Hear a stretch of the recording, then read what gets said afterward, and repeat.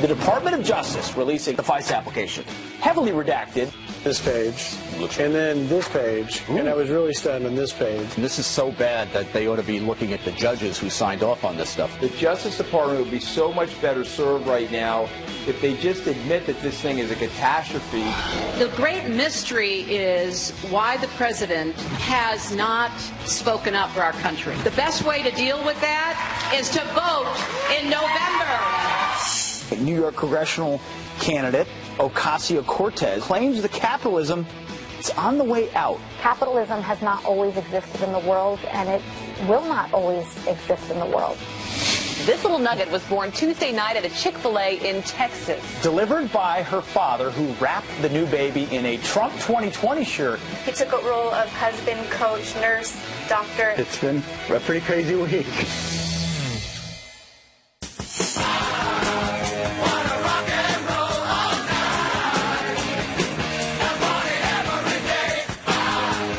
Show it has been this past 3 hours. We still got a big hour to go, but like the people we've had on, the interviews, that couple that delivered the baby in a Chick-fil-A bathroom.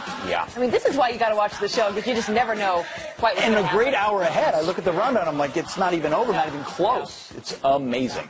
And I want to give a hat tip this morning to FedEx. Because remember we had Tom Fitton on the program on Friday. He said, well, they're supposed to get us these FISA documents, but they could have emailed them to us. They FedExed them to us. So we thought we won't get them till Monday. Oh, no. We have FedEx on their game this morning. Got them there a little early, Griff. And good thing, because it's full of really detailed info. It is. The best part is if you look here and you read along with me, and you can just see you've got about 30 pages, right, of black lines. All of these pages are blank, and then I finally get to the first I'm sure they're page. all sources of the method. first page, where after 30-something pages, 35 pages of blank lines, it says, conclusion, as discussed above, the FBI believes that Page has been collaborating and conspiring with the Russian government. Which, of course, he denies. denies. Which, of course, he denies. So, by the way, this is all evidence that ultimately led to getting a FISA warrant to surveil Carter Page, who is a former advisor on the Trump campaign. And this ultimately led to, in part, to what is going on right now in the Mueller investigation. And what you find reading these documents, and you have dissected this more than anybody, is a big portion of it goes back to the dossier, right? Correct. The Christopher Steele dossier. Christopher Steele is discredited, by the way, in these documents, but the dossier is not. The dossier is used. Not only in part, I mean, this is the fundamental, and as we're learning, because of Tom Fitton, and actually, the president's been tweeting this morning, he's been busy. He's tweeting congratulations, I just want to put that up, congratulations to Judicial Watch and Tom Fitton on being successful in getting the Carter Page FISA documents. As usual, they're ridiculously heavily redacted, but confirmed with little doubt that the Department of, quote, Justice and FBI misled the courts, witch hunt, rigged, a scam. There's obviously some editorial in there in terms of the president's view, but we now know the confirmation that source number one was the Steele dossier, was Christopher Steele, which the FBI ultimately dismissed as a source, but yet Rod Rosenstein, the Deputy Attorney General in charge of the Mueller investigation, has signed off on moving it forward. I know you've been can I get camera one just for 1 second, really quick? The dossier wasn't just a source or a major source. It was source number one. The Hillary Clinton DNC funded dossier, unverified, salacious, dirty dossier, source number one for this FISA application. We had Andy McCarthy on the program. He was shocked because he thought there's no way the FBI would approve this type of surveillance, which, again, another part before I get to that. Inside this, it's probably stands for FISA application. The same authorities that are given under this application may incidentally acquire other foreign intel info during the process. May Carter Page have been the nose under the tent, the foot under the door to get inside the Trump campaign and get information on them. So Andy McCarthy was shocked that this information would be allowed unverified to be the basis. And not just signed by James Comey, who had to sign off on this, but also he talks about the judges that had to sign off as well. Here's what he told us earlier on the show. I'm really embarrassed because I told people for months that this could never, ever happen. What I told people was that you're not even going to hear about the dossier when we finally learn what's in the FISA warrants. When you read this thing, it's astonishing. They actually, it's as if they took the dossier and slapped whole a cloth. district court caption on it and gave it to the judge, which I must say, I mean, this is so bad that they ought to be looking at the judges who signed off on this stuff, not just the people who gave it. You know, a little context here. Andrew McCarthy, who is as good as anybody on this, points out just on page 53 of 412 pages, the FBI has reviewed this verified application for accuracy. The fact is, we know that it is not verified. There is not an accuracy matter, but you are also being inundated with a lot of other sources that McCarthy talked about. Here's what he said about blasting the sources that were used to obtain continual warrants. Listen. What they did here was they have this guy Steele who helped them in another case. And they don't have any idea who his sources are. His sources are unidentified. They're Russians.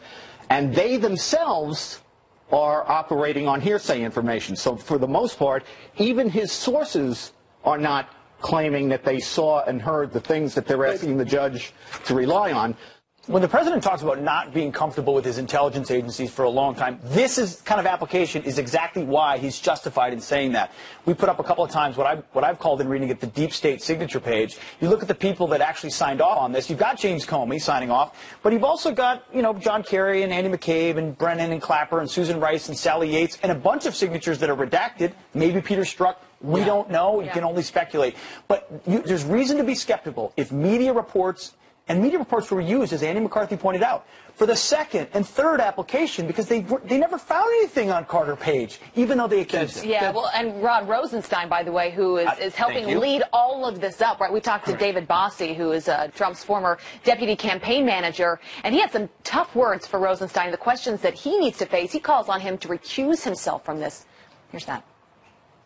Rod Rosenstein must recuse himself, and it calls into question his judgment as somebody who is fighting Congress for the release of these documents. Now we understand through this redaction or through this release of documents that he actually signed the document to allow the FISA warrant. I don't understand how he could oversee this, and now I understand, and it calls into question the judgment at the top levels of the Department of Justice and FBI.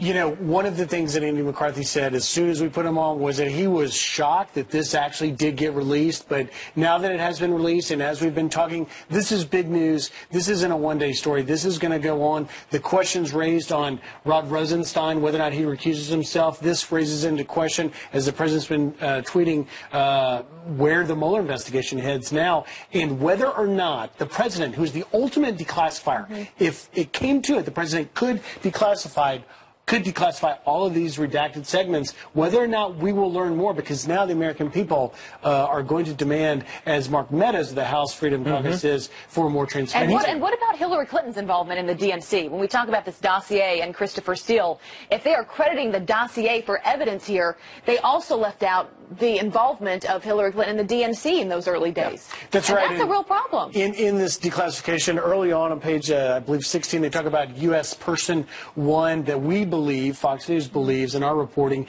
is Glenn Simpson of Fusion GPS with the ties to the DNC, to Hillary Clinton. So more on that. So you want as much redacted to not reveal sources and methods. Meadows included that as well. But you look at all those redactions and how much has been withheld by the DOJ and the FBI.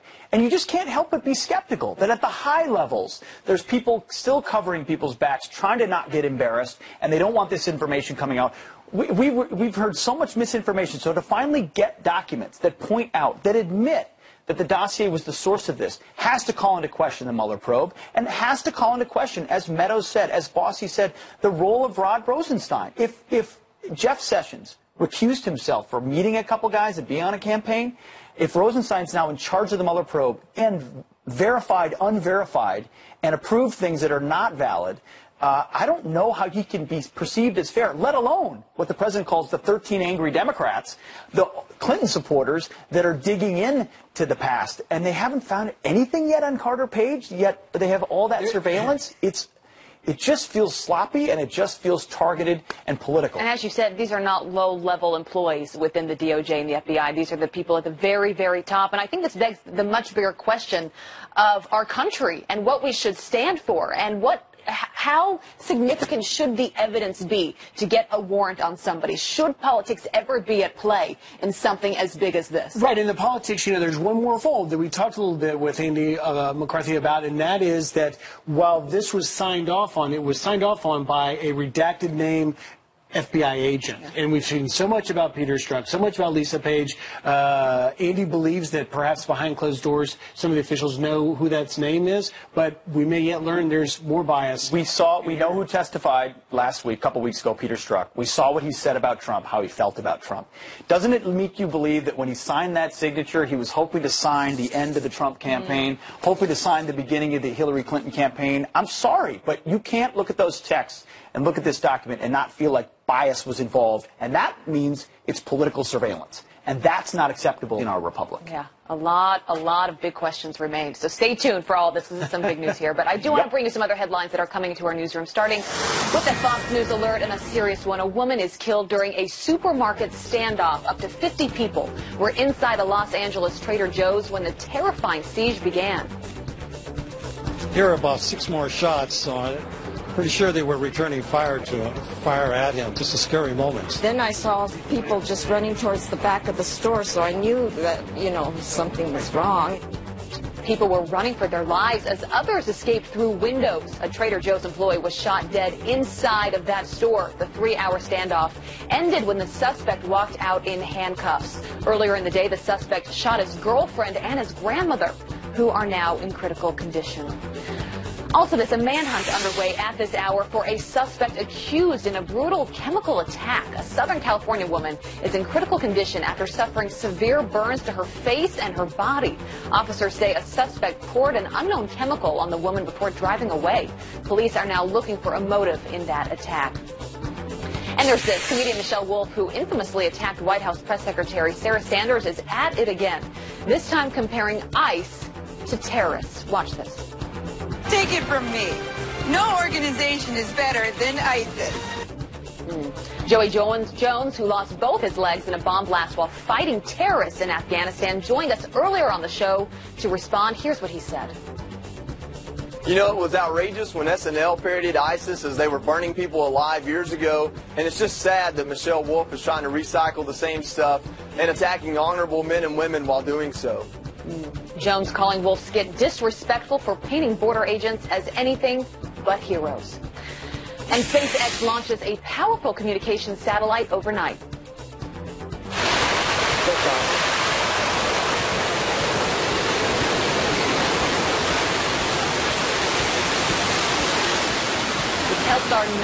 The Telstar 19 Vantage rocketing into orbit from Cape Canaveral. It landed a couple hours later on a drone spaceship. The spacecraft will provide internet to customers in the Americas and Atlantic Ocean region. Unreal. We've come a long way from dial-up. Wow. Now we're buried the lead there. Drone spaceship? I know. Yeah. Living in a crazy world. Stuff. Well, Texas could soon top Iraq and Iran as the world's largest oil producer. And it's all thanks to President Trump.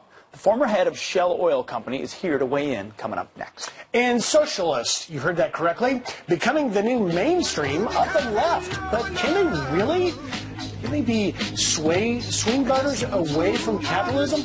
I don't know. We'll find out. That's coming up.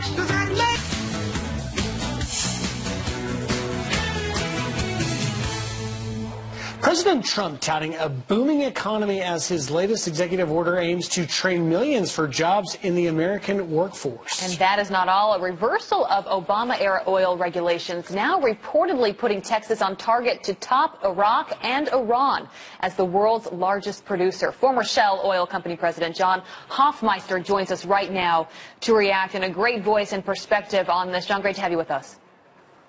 Thank you. Glad to be here. I mean, the more independent the U.S. can become with oil, the better we will be, right? The better the world will be.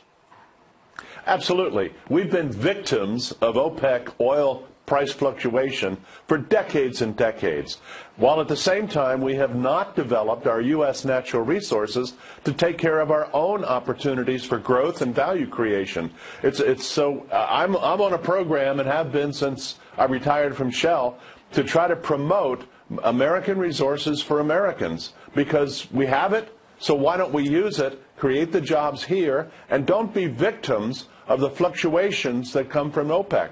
John, why, I guess the question, we have become so competitive? Well, the main reason is we've changed the technology by which we produce oil and gas. It used to be that every well was a unique custom well, just like we used to make cars one at a time. When today we make cars with automated assembly lines with a whole bunch of technology involved, that's what's happened in the oil field. And so we've become so much more productive, especially in shale formations, where we know where the oil is precisely, and so we can develop so much more so quickly. And an oil field, instead of a collection of custom wells, becomes like a factory putting out oil and gas because of the nature of how we produce oil today. What does it do with what does it do to impact our standing in the world? Because obviously Russia has a huge leverage in the market, and Europe relies on them in large part because of oil. So the more independent we become, does that give us a much greater strength in foreign policy, for example? Well, first of all, it would disconnect us from OPEC pricing, so that the cost of energy to Americans would be based upon American production rather than withholding oil like OPEC has done so many times to keep the price up. And as we know, high oil prices makes other consumers have a more difficult time buying everything they need. So if we can keep steady state oil prices, and if we can shift to natural gas fuels, we could say goodbye to OPEC forever. And that would lead to lower prices, sustained value creation, and more American jobs as far into the future as we could see. Yeah. That sounds like a good thing. And, John, as you were saying when we were talking to you at the break, you say, let the rest of the guys fight it out amongst themselves. We'll just become independent. That's right. Yeah. Awesome stuff. John, great to have you on this morning. Thank you. Good to see you. Have a great Sunday. All right, coming up on the show, millennials. Well, not much you know about millennials, but we'll tell you. They're outraged. They're outraged, always outraged, and they're napping. More on that next. We got more of that coming up. Welcome to the show. So quick headlines for you happening this week. The confirmation hearing for President Trump's pick to head up the VA is scheduled for tomorrow evening. Robert Wilkie, a longtime Pentagon official, previously served as Assistant Secretary of Defense in the George W. Bush administration. I believe he is expected to be confirmed. On Tuesday, President Trump will head to Kansas City to speak at the VFW National Convention. The event includes a 4-day health fair for all veterans, service members, and their families. And the president of the European Commission is expected to be at the White House on Wednesday. Jean-Claude Juncker says she will talk to President Trump about security and counterterrorism.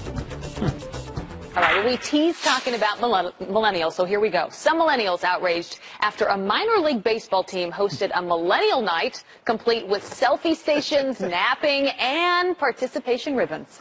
And to that outrage, the team tweeted, "Offended? Feel free to fight your battles in real life and visit us at Riverwalk Stadium." The millennials had actually come by during office hours before the game and submits a valid complaint in person to our Millennial Night think tank. They get a free ticket or two. Here with more, Vice President of Fan Engagement for the Montgomery Biscuits, Michael Murphy. Michael, to you I tip my proverbial hat. Great idea. Where did the idea come from, and how did Millennial Night go? Thanks for having me. Millennial Night went really well last night. We had a little bit more than our average attendance, which is always good. The idea was something that came about last summer. I believe it was Georgetown University did it at a women's soccer game. And if anybody should be offended, it should be them, because we stole their idea. But we took that idea and kind of made it our own and put a little minor league baseball spin on it. So let me give our viewers some of the things that were involved. You had avocado burgers, right? You had napping stations. You had like a selfie station. Participation ribbons. Ribbons. Look, we all have to be able to poke fun at ourselves and just be a little bit lighthearted about this, but also a reminder of this generation, and I'm part of it. It's so self-consumed, Michael. Absolutely. I'm a part of it as well. What's wrong with us? It's probably about 80% of our office is made up of millennials. So that's something that we all got together and said, okay, what are some of these cliches that people talk about millennials, and what is wrong with us? What are the things that people are saying about us, and how can we have some fun with it at the ballpark? And I guess it was, caused a lot of conversation on social media. So that was. So, Michael, what's the takeaway? Like, are you going to continue to have this? And by the way, I have to point out, avocados I like, but napping stations, you don't want these kids to sleep during the game, right? Are you going to invite them back for more napping stations? Maybe, we'll see. So we have one space in our ballpark that is a newly renovated bar area that's air conditioned. So to give people a chance to get out of the Alabama heat, we threw some inflatable beds in that bar area so they can go in the air conditioning. So it was more than just a station down here. So my grandpa would say, you need one big kick in the fanny. I mean, he would look at us and say, my generation would not have put up with any of this stuff. The reason we were such hard workers is because we had the only way to go out there and do it was to do it with hard work. Not being lazy. Yeah, so are we pushing this idea, Michael, of promoting our laziness? Not at all. I think we work hard in our own ways here as millennials. It's part of it. Part of it is self-awareness. You got to be able to make fun of yourself a little bit. And this is the fun of minor league baseball, too. If folks haven't been to a minor league baseball game, it's more than a baseball game. Bring your kids. There's always fun stuff going on. It's probably just more than anything else, just about having a good time and making fun of yourself. Yeah, 100%. I think it's a little bit over 75% of Americans live within a minor league baseball market. So I encourage everybody to go to your local minor league baseball team and check it out. Not only do you get to see future stars of Major League Baseball, but that's what we're all about, is the fun aspect of it. We want people. We don't control the baseball on the field. I can't go and tell our manager, hey, this pitcher's not very good, we need to change him. But I can't control the promotions that we have going on and the food specials that we have going on, and the ability for families to come out and make a memory at the ballpark. Quickly, Michael, who won the game? The Biscuits did not win. The Mississippi Braves actually beat us last time. Michael Murphy, it's really good stuff. Thank you so much for being with us today. Thanks for joining us. I actually recently went to a Lakewood Blue Claws versus the Columbus Fireflies in New Jersey. Ton of fun. Kids loved it. They can go right down to the field to get balls. Any napping stations? No napping stations, but naps for a 3-year-old, actually. Yeah. Not in a station. They don't need a station. They just nap wherever they are. All right, coming up, a very special delivery. A mom giving birth in a Chick-fil-A bathroom, and the dad wrapping his newborn daughter in the shirt off of his back, a Trump 2020 shirt. Hear from those parents. They joined us on the show earlier, and their little nugget just ahead. And socialism becoming the new mainstream of the left. Forget about capitalism. Bernie Sanders and Alexandria Ocasio-Cortez, the future of the Democratic Party, they say, now hitting the campaign trail in the Midwest. But can they really sway voters away from capitalism? Maria Bartiromo here to weigh in live on that. Come on in, Maria.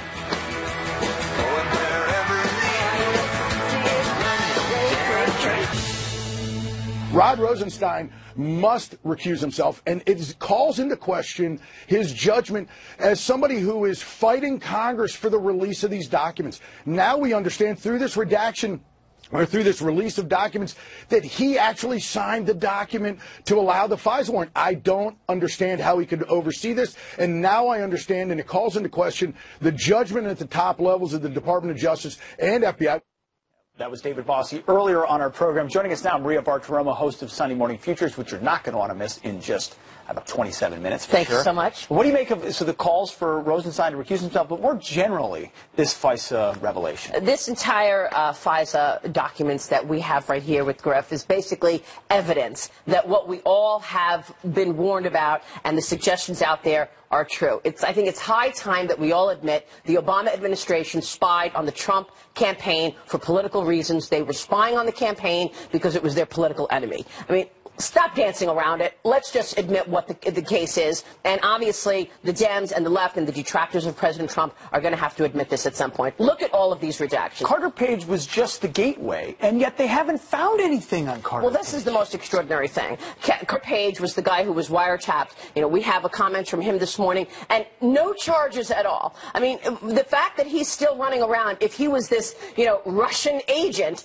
then why haven't there been any charges? This charade has got to this stuff. Well, Mark Meadows has been tweeting out about this, head of the Freedom Caucus. You have Bob Goodlatte on your show. That's right. Next hour. What do you think the big questions are going to be coming from them? Because they may have the chance now to sit down with Rosenstein and others that have been part of this and try and get to the bottom of it. Well, I understand that the witness list is growing in terms of Bob Goodlatte's list. He's going to join me, the chairman of the Judiciary Committee. We're going to get his reaction to this FISA warrant evidence and also get a list from him of who exactly he would like to speak to. I understand John Brennan is on that list. I mean, here you have John Brennan trashing the president at every moment that he can. Meanwhile, he's incredibly conflicted in this story. Rod Rosenstein, you make a great point. The bottom line on Rod Rosenstein is increasingly, for the last several months, all of the chairmen of these committees, Oversight, Nunes on Intel, Gowdy, Ratcliffe, Goodlatte, they're all saying that Rod Rosenstein is conflicted because he signed off on that last warrant for the FISA. He's on the hook. I got to ask you about one other thing, though, because obviously I love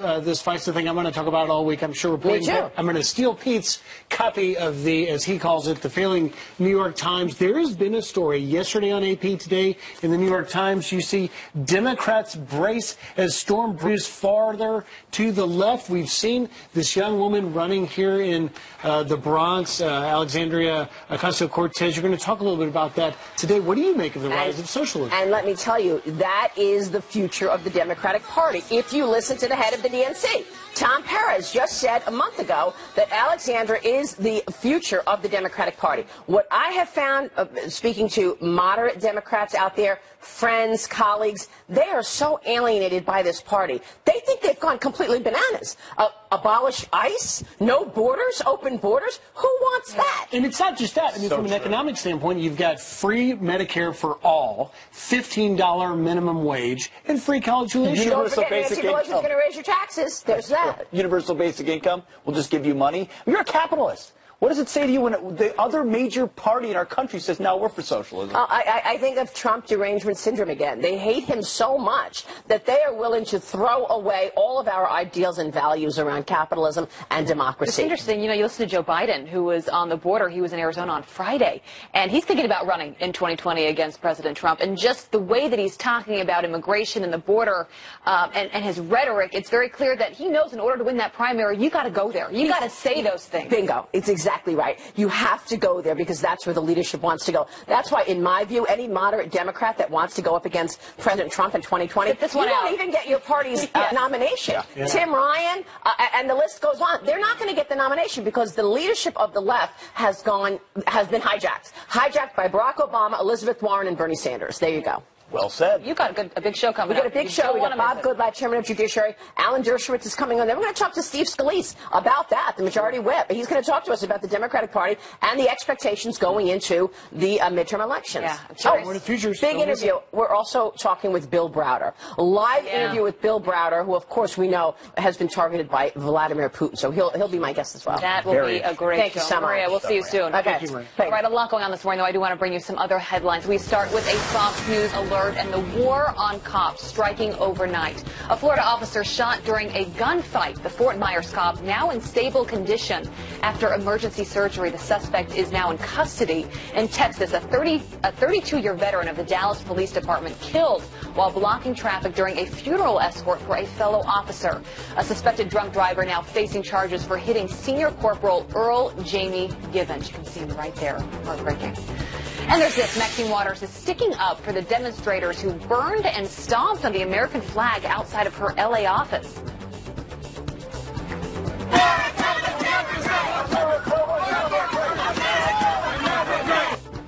So this was supposed to be a counter-protest against a far-right group, but that group never ended up showing up. The California representative saying this in part, "Well, I do not agree with torching the flag as a form of protest. I understand the Constitution guarantees everyone the right to this form of free expression." Okay. Also this, a family delivering a baby inside of a Chick-fil-A is sharing brand new photos this morning. Robert and Fallon Griffin rushed inside the closed restaurant when they realized they couldn't make it to the hospital. The family joined us earlier on the show as the new mom praised her husband's quick actions. Listen. Not only was he an amazing coach through it all, he was so supportive. He was also, of course, he took a role of husband, coach, nurse, doctor, and I can't even imagine what I would have done if it was just me. You think he's so embarrassed by that phrase, but it is so true. Well, little Graceland May already landed her first job offer and free food for life thanks to Chick-fil-A. And if you got to have one food for the rest of your life, Chick-fil-A is not a bad place to start. Chick-fil-A or Pizza Hut? Yeah, pretty good. Chick-fil-A works. I don't know. Hey, Rick, what do you think about Chick-fil-A? Are you in for that? Chick-fil-A for life? Yeah, especially at breakfast. Right? Yeah, Chick-fil-A breakfast is where it's at. Yeah. Excellent. That's right. Hey, guys, take a look at who came by. How's this working for you? This works great. Last night we saw lots of people in the rain. Their umbrellas turned inside out. Not this one. There you go. I swear I didn't pay him to do that. I just walked outside. He was here. It's sprinkling, so you're going to need your umbrellas today. And hey, get your smile going. There you go. He's got his big smile going on here for the camera. There you go. You want your song. All right, take a look at the weather map. Show you what's going on. We do have the heat out there across parts of the south. Hold on for 2 more days. Actually, for Oklahoma, you're already getting a break of it today. But we still have the heat across parts of Texas at least the next 2 days. We're also going to watch this week big heat building out across parts of the west. Take a look at this. By Tuesday, it's 117 in Phoenix, 119 in Yuma, 121 in Death Valley, 112 in Vegas. It's very, very hot. One more story. Out across parts of the east, we've got this big system that's bringing the rain showers, and it's going to continue to do that. We're kind of stuck in a pattern here. And take a look at what happens this week. A lot of areas all up and down the eastern seaboard getting rain, bouts of rain every day for about the next 7 days. And because of that, some spots are going to see an additional probably 4 to 8 inches of rain, isolated spots more than that. And we're going to be watching that threat for flooding continuing on throughout much of this coming week. All right, guys. Back to you inside. You got to go get that weatherman umbrella. Got to get it. Be a rainy one. We I didn't was know happy to come out and see him. Weathermanumbrella.com. Share that with your wife. Share that with your wife, not with me. Thanks. Yeah, love It really is true. All my umbrellas go inside out. That one's pretty strong. That's a good one. Words of honor. All right. Protesters outside the White House showing no signs of slowing down since the Trump-Putin summit. So are Democrats just protesting for the sake of it? Our next guest says resistance is now part of the party's culture. And TMZ's Harvey Levin is here to share his behind-the-scenes interview with one of rock's greatest showmen, Aerosmith's Steven Tyler. How do you have a meaningful relationship when you have women throwing themselves at you all the time? You cheat, and I pay dearly for it.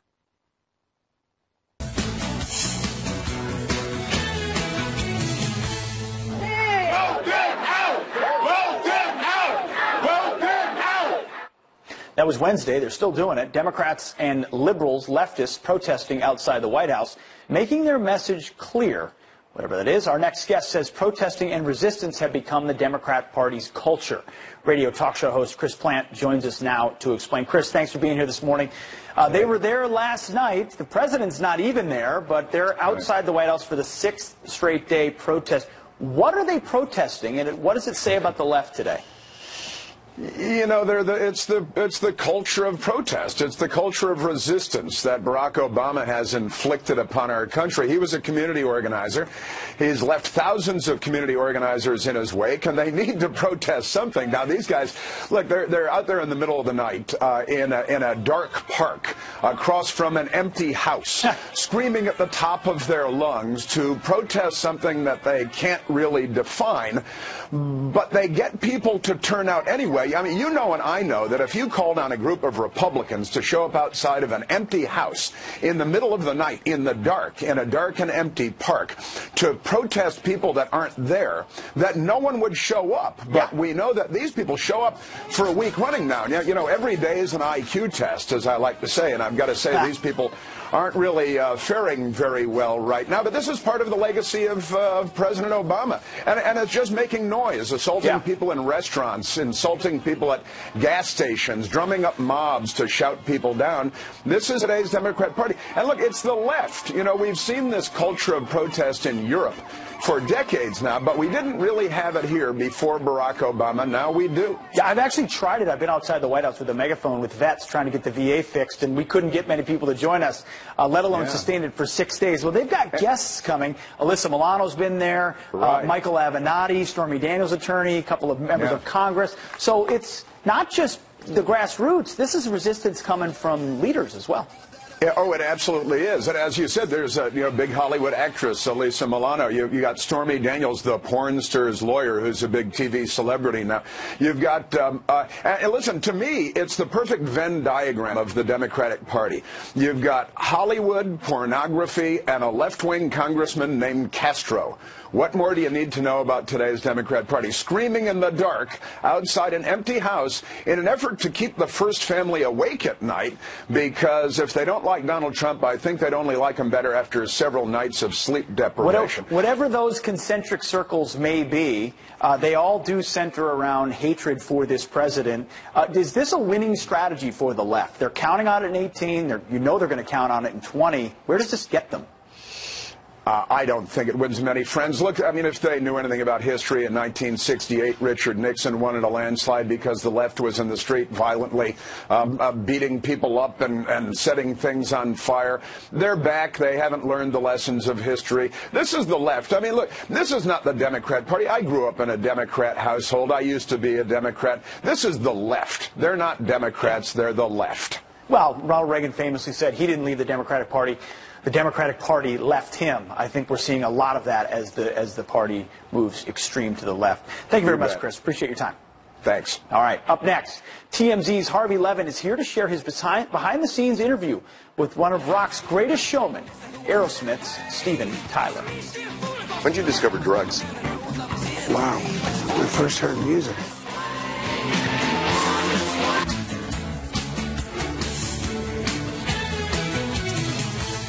Welcome back. Steven Tyler, lead singer of Aerosmith, has always lived on the edge. But now TMZ founder Harvey Levin is getting to see behind the scenes of one of rock's greatest showmen. How do you have a meaningful relationship when you have women throwing themselves at you all the time? You cheat. You cheat. You break. You just don't, you're not true. You're not faithful. And I paid dearly for it.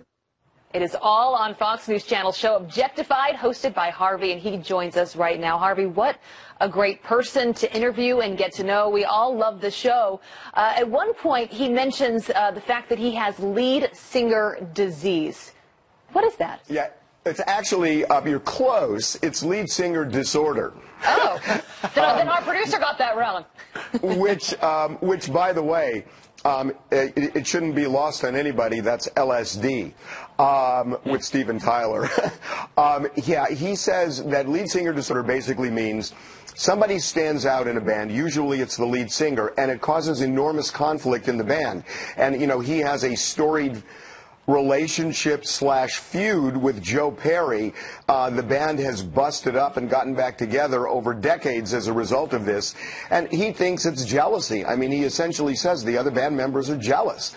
But I am telling you guys, it is unbelievable to listen to Steven and realize that he could be alive today after the things he did, you know, in Aerosmith. And, you know, drugs loom large in what Steven Tyler did, that, you know, he used it a lot while the band was rising, and it caused the band to break apart and crash and almost ruined his life before he remarkably turned it around. But one of the things I asked him about was his drug use and whether he's still craving it. Here's the clip. When did you discover drugs? Wow. When I first heard music. I don't know whether you admit it on TV or not, but you did some drugs in your time. You're wrong. Hello? No, you're wrong. Bull. I was just a paranoid Jew. Okay, and I was a paranoid Italian. Wow. Harvey, what saved him? What brought him back? Well, you know, that's the best question, because, you know, he cleaned himself up but then slipped again, cleaned himself up and slipped again. I think what happened was he cleaned himself up during a period where all of a sudden they had this resurgence in the band. And what he realized was, my God, my life can go on for a long time, and I can be successful for a long time without, you know, dealing with drugs. Because if you look at what happened to Aerosmith when the band was in their 40s, they became even more popular than they were when the band was in their 20s, and it brought this whole new generation along. And so, you know, he talks about it, but he's so honest. And, you know, I asked him, Do you miss drugs?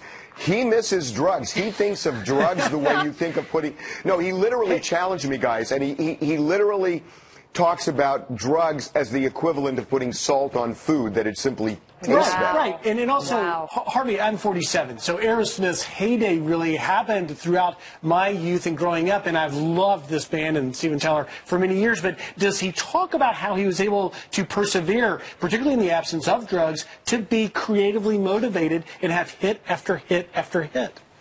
He does, but he is not apologizing for what he did, and he thinks that when he wrote some of the songs they wrote early on, that drugs were an inspiration for him. See, he doesn't really apologize for this. At the same time, you know, he now finds other outlets to, you know, to persevere, like you say, but he still really misses it, and he talks about it. Wow, fascinating. Well, it airs tonight, Objectified, on the Fox News channel at 8 p.m.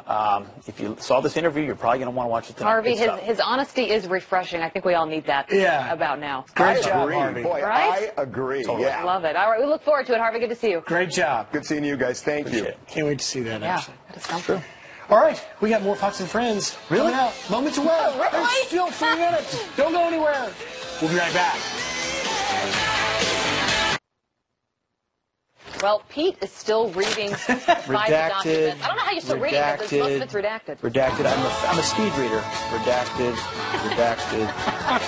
Redacted. Well, thanks for hanging us today. Yeah. Thanks for letting me come explain the redacted FISA. You were fabulous. Always good to see you. Oh, there's some. Got to it. Have a great Sunday, everybody. We love you. Thanks for being here with us. Thanks. Have a good day.